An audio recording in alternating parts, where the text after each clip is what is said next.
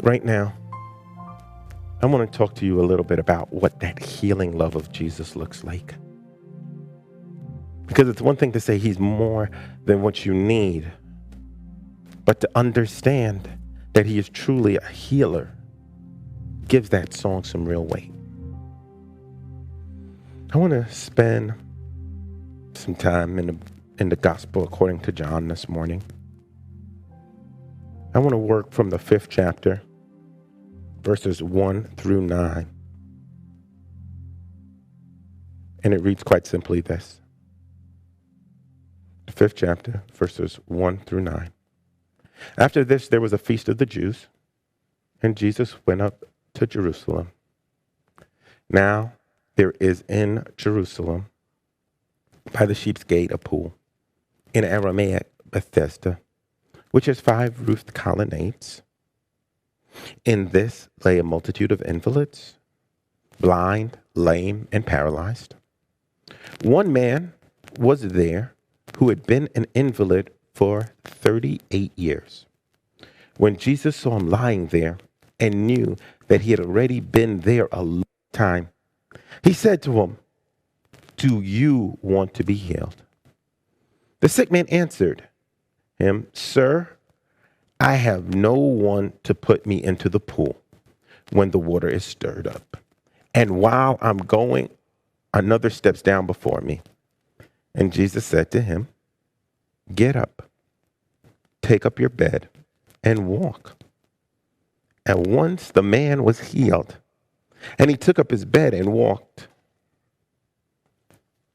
I want to spend some time today talking to you about there's more to life than surviving. There is more to life than surviving. We would be doing a disservice as we get involved in this Survivor series if we acted as if surviving was the only thing people needed to do. I firmly believe that God's word wants to speak to us more about what happens after we survive, because the God we serve is greater than just allowing us to survive.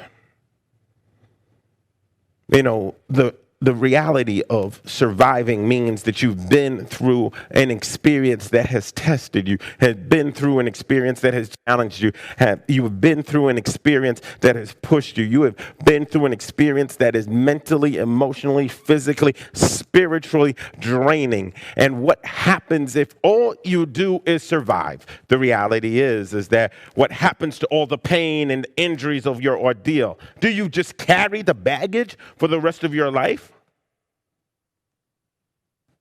Is surviving the ultimate goal? Don't get me wrong. It requires a certain intestinal fortitude to survive situations. It requires you to get up out your bed when you didn't feel like you could get up out your bed. It requires you to push when you didn't feel like you couldn't push. But what I'm here to tell you right now is that surviving is not the end. It's just existing all that God has for us until we reach the great by and by. Do we just trip from one situation to another situation, one heartbreak, one stress, one thing that keeps us broken? Do we just keep going through it? Because, you know, the definition of surviving is to continue to live or exist, especially in spite of danger or hardship.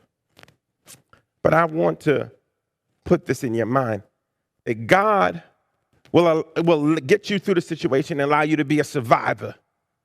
But what he does after surviving, he will heal you. The healing process of becoming sound or healthy again, that is what Jesus is interested in. As we look at Jesus' ministry, we need to be clear. You know, I know many modern gospels, many people that preach the gospel in the modern context preach about prosperity and preach about stuff and receiving things. But when we look at Jesus' ministry, he spent more time healing than blessing. This actually blesses me more than, because as we take the step back, Jesus knows that that stuff won't make us happy, but when he heals us, we have eternal happiness. I'm telling you right now, the car will get old if you get blessed with it. The job will get tiring if you got blessed with it. But once Jesus starts healing you on the inside and dealing with your pains and your issue, that is a greater gift than anything you can have. Some of you are probably cynical, but when you look, Jesus has about 30-something miracles, but let me show you how Jesus takes those who are surviving and heals them. Jesus drives out the evil spirit from a man in Capernaum, so he moves from surviving to heal. Jesus heals Peter's sick mother-in-law with the fever, so she moves from having fevered pains and just surviving to being healed. Jesus cleansed the man with leprosy, a man that was pushed and marginalized in the culture. He heals his skin that had boils and blood. So now he's not just surviving with leprosy, he's been healed. He heals the paralytic who was let down from the roof by his 4 friends. He couldn't even walk there, so this man couldn't walk. But when he met Jesus, he was healed. Jesus heals the man with the withered hand. Jesus heals the woman in the crowd with the issue of blood. Jesus heals the 2 blind men. Jesus heals a man who was unable to speak. Jesus heals a deaf and a dumb man. Jesus heals the blind man at Bethesda. Jesus heals a man born blind by spitting in his eyes. Jesus heals the woman who had been crippled for 18 years. Jesus heals a man with dropsy, the swelling of the limbs. Jesus cleanses 10 lepers on the way to Jerusalem. Jesus restores the sight to blind Bartimaeus in Jericho. It's clear to see that Jesus is just not interested in allowing us to survive. Jesus is interested in healing us. Jesus isn't as interested in your car, your nice designer bags, your fancy clothes, your fancy position. Jesus cares about your soul and your well-being, and Jesus will heal you. So let's take a look at this text. The text comes from the Gospel of John, which is distinctive in the biblical lexicon. It is one of only 4 books in the Bible called Gospels. These books share the life and ministry of Jesus. John, being the last of these books written, takes a divergent path in structure than Matthew, Mark, and Luke. While the first 3 Gospels deliver a synopsis, a narrative, they're trying to tell a story. You know, they start from when he was born or when his ministry started and go in a chronological order. John is very different. John approaches it is interested from proving the divinity of Christ. How do I see it? We see it in the very beginning because the words in John 1:1 says, in the beginning was the Word, and the Word was with God. As John continues the author's goal to show the divinity of Christ, he has 7 statements. He has 7 I am statements. He tells Jesus, quote, I am the bread of life. I am the light of the world. I am the gate for the sheep. I am the good shepherd. I am the resurrection and the life. I am the way, the truth, and the life. I am the true vine. And he has 7 signs, 7 miracles, which this is the 3rd. This healing of a man that has survived for 38 years is the 3rd proof of Jesus' divinity. Let's talk a little bit about it.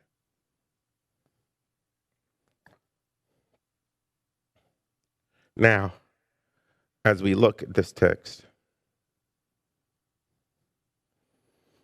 we see that Jesus does a few things here. The first thing he shows is that grace will meet us where we are. Grace will meet us where we are. Because oftentimes I can't heal myself. I need a doctor. I need Jesus. I need something outside of me to heal me. But what Jesus proves right here is grace, which will heal us where we are. It says it quite simply in verses 2 through 5. Now there in Jerusalem by the sheep gate, a pool in the Aramaic called Bethesda, which had 5 roof colonnades. In these lay a multitude of invalids, blind, lame, and paralyzed, and one man who was there who had been an invalid for 38 years. There's 2 things I need you to look at. I need you to look at the environment and the timing. Now, you have to understand right now that the sheep gate was on the west side of the temple complex. And what this gate was used for was to bring in the sheep before they were sacrificed. In the 4 of the 5 pools or 4 of the 5 colonnades were used to wash the sheep so that they would be pure, so they could be sacrificed at the temple above. The 5th pool in the colonnade was designed for lepers and sick people. Now, understanding Jewish tradition and the Jewish faith, there is high belief in purity and being pure. So nobody would normally walk through the place with the sick and with the sacrifice before it's been cleaned. So what Jesus demonstrates right here was that he was showing that you didn't need to be in a specific place and you didn't need to be dressed up a specific way in order for grace to meet you where you are. Now, let me break this down for you. I've met so many people. I've talked to so many people. I've felt this myself where I don't feel worthy enough for the grace that God is about to give me. Imagine people will talk to me, Jermaine, and they will say stuff like, Pastor, you just don't know what I did. You just don't understand what I did. You know, Pastor, I haven't been in the church all my life. I haven't been to church recently. I don't know what it is. And you know, this is the interesting thing. Is that Jesus didn't heal them at the temple, which was above them. He healed them right down in the basement with the sacrifice and the sick ones. What Jesus will do is he will meet you where you are, because your healing isn't built on what church you go to, what place you are, how good your history was. Jesus doesn't care about that because his grace is sufficient to meet you right where you are. You know, this, you got to understand, some people might be like, Pastor, are you sure about that? But this book of John is proving the divinity of Jesus. And right here, Jesus is showing that his divinity meets us anywhere we need to be. Now, how does this play out in the pandemic? Some of you haven't been in church. Some of you are just watching church for the first time in a long time. Some of you are wondering, am I still worthy? I haven't been in the building. I watch it now, but I might not go back when they start. I'm telling you right now, Jesus cares more about giving you grace in your living room than he cares about you driving down Middlefield Road and pulling into Palo Alto. Right now, I need you to know that grace is sufficient to meet you right wherever your pain, right wherever your issue, right wherever your challenges. God will meet you right there.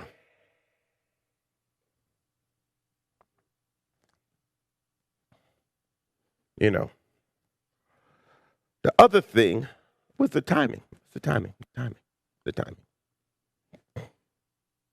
His grace will meet you wherever.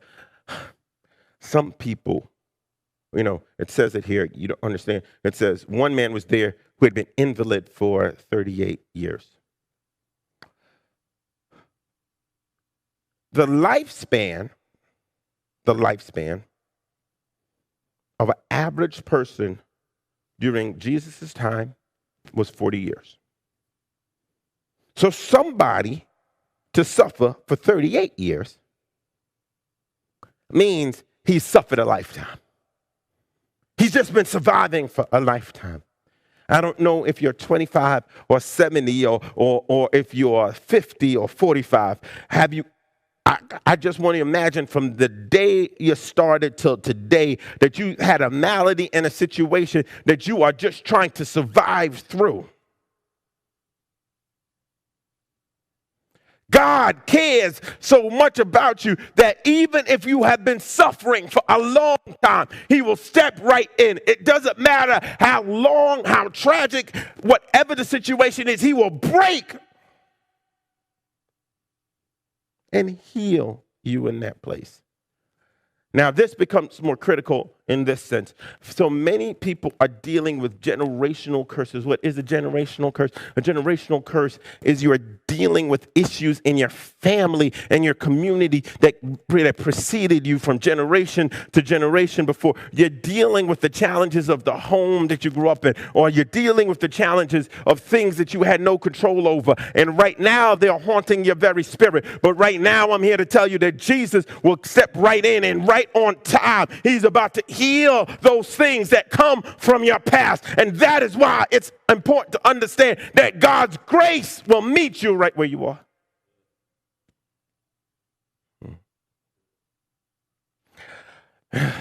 But this is the next question. Next point. Are we ready to receive that grace? Are we ready to receive grace? It's quite simple. You take a look in verses 6 and 7. It says, when Jesus saw him lying there and knew that he had already been there a long time, he said to him, do you want to be healed?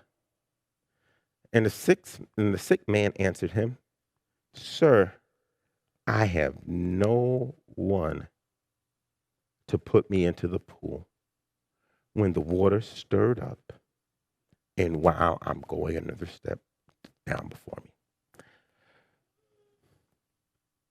This text is theologically complicated at this point because what we're not dealing with, we're dealing with this man's view of grace.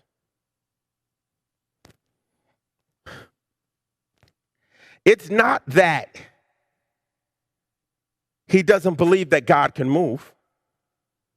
He only believes that God can move in a limited way. He believes that God, in order for God to move in his life, he requires a certain time, certain people, and certain places. Certain time, certain people, and certain places. You know, I'm gonna say this very clearly. I miss the gathering of believers. I miss the community. But some people have turned in this pandemic going to a building into idolatry because they believe that God only operates in certain places and time. I'm here to tell you right now that God doesn't require a certain time, people, or place. Let me break this down for you a little further. How many of us put qualifiers on how God's grace is going to move in our life? How many of us limit what limit in our own imagination and our own mind? God, if you only give me a little bit, I will be all right. But what happens to the God that created the very universe, that had his grace is sufficient to do whatever we need or ask? So many of us are limiting ourselves because we view God in a very limited way. Let me show you some of the limitations. The first limitation is time. He assumed, because he had been laying there for a long time, that God couldn't move. He assumed that there was a requirement that when the pool was stirred, that was the only time God could move. You know what the crazy part about this is, Solomon, is that the reason the pool stirred was not because of God. The reason the pool stirred was there was a spring underneath that bubbled up and caused it to stir every once in a while. So people were looking at the performative in a specific time and hoping that that was God and missing what God could do. He also needed people. I need this one to help me down, and I need this one to take me in, and I need to do this one to make sure that I can get it, and I need to be this one to lift me up and move me. He treated God's grace as if it was a first come, first serve thing. Who got first on the prayer line? Who got first to give the offering? Who got first to ask for a blessing? They will get blessed before me. I'm not going. Oh my God, what I'm trying to tell you is that sometimes we treat God as a first come, first serve. So whoever sits in the front row of the church, I've had some opinions on the front row of the church, Jermaine. I don't understand why Christians that have been in church all their life want to sit in the front row of church. If our belief is that we want to encourage new believers, shouldn't we make space and seats for them to sit in front so they can be in the service? Why are we pushing them to the back? But people want more position than they care about people. Right now. People. The next thing is place. I do believe there are places in the world that are thin spaces where heaven and earth converge in very specific ways, and we have places that we set aside that are set aside for the worship of God, like sanctuaries. But the place cannot become greater than the God we worship. Because now we are assuming that a person has to be in the building to be saved. We are assuming that a person has to do a certain process to be engaged. But God can move in some interesting ways. I remember being a 28-year-old that had left church since I was 18. I was 27, sorry. I was 27-year-old. And I remember living and going out and living my life and going to clubs and doing all that I was doing. And I remember having a moment where God broke into me, and I was sitting in my car in New York City with tears in my eyes, singing Amazing Grace, how sweet the sound that saved a wretch like me. I was grateful for the church that I grew up in that sang that song every single Sunday because it was beat into my mind. But what I realized after I did that was that God's grace was right there. I didn't need the preacher. I didn't need the choir. I didn't need the usher. I didn't need the singer. All I needed, I didn't even need to be in the building. All I needed was to stretch my arms to thee, O Lord.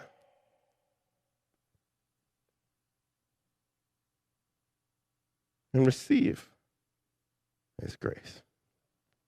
Some of us have a limited view of what God's grace is, and more importantly, how it will impact us. Jesus' grace is greater than we expect. Jesus' grace. Grace is greater than we expect. Grace is greater than we expect. We get to the end of this pericope, and Jesus said to him, "Get up, take up your bed, and walk." And at once the man was ill, and he took up his bed and walked.